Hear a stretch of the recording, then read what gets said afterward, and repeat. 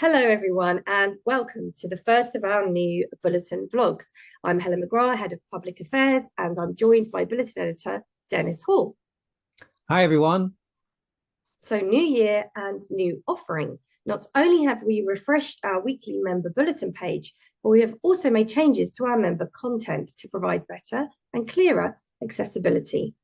In the vlog, we will give you a quick heads up of the big matters from the latest bulletin, together with any breaking news you need to be aware of. We know you're busy, so let us guide you through the news that you really need to know now. So, Dennis, what's caught your attention last week? Well, Helen, this is the time of year when we take a look back at the news that emerged as the last year drew to a close, and then look forward to the news in early January.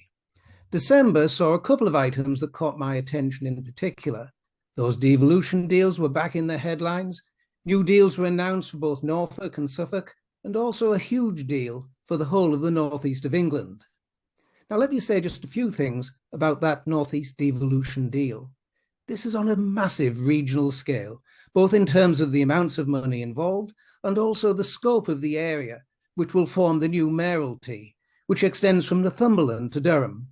Truly massive and likely to be highly controversial as the local consultation processes begin during the new year. Now let's turn to standards and ethics. There was something from Committee Standards Chair Lord Evans, who announced in his end-of-year blog that the committee will be publishing in January a new report entitled Leading in Practice.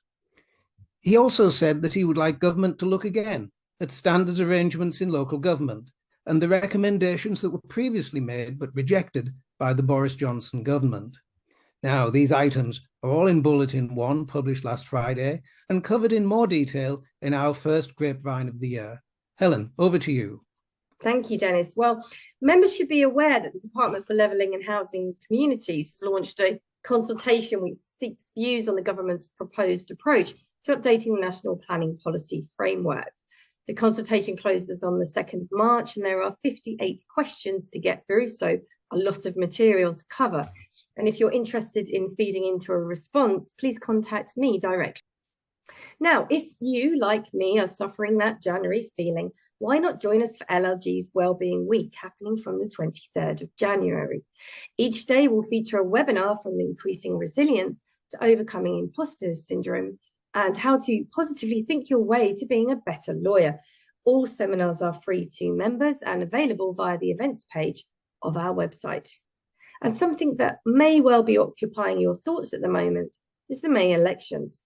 So to get you ready with all you need to know, we're running an elections conference on the 24th of February, with speakers including Tim Straker QC, Vivian Sedgley from 4 to 5 Gray's Inn Square, and Peter Stanion, an excellent speaker from the Chief Executive of the Association of Electoral Administrators.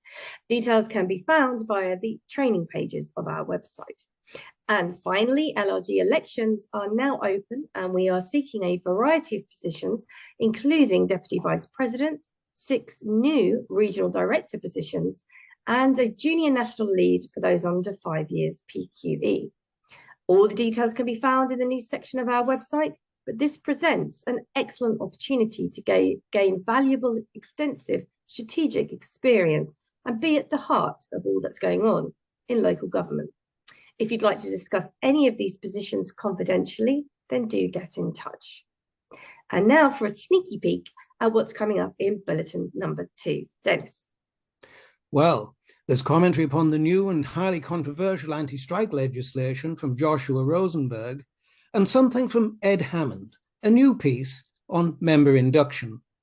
Ahead of the forthcoming May elections, I've included a reminder concerning the changes to voting arrangements, with first past the post being introduced now for most local elections that will be taking place in May. So watch out for that. Indeed, and for more detailed coverage of the bulletin entries, don't forget to listen to the Grapevine podcast. So it's goodbye from me. And from me too.